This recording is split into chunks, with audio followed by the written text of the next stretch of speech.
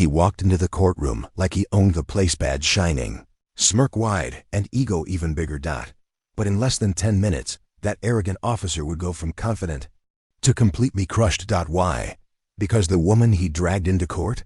She wasn't just any woman, she was his worst nightmare in heels.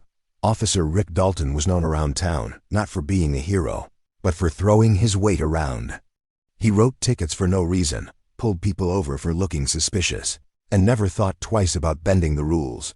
He wore his badge like a crown, and no one dared challenge him.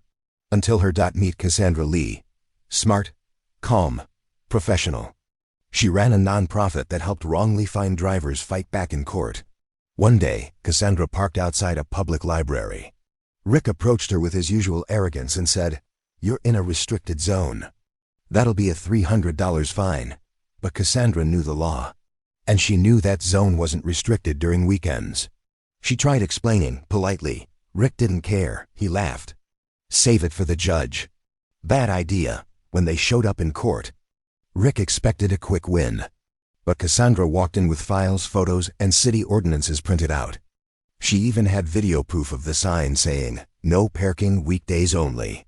The courtroom got quiet as she calmly exposed Rick's mistake and his behavior. Then the judge turned to Rick.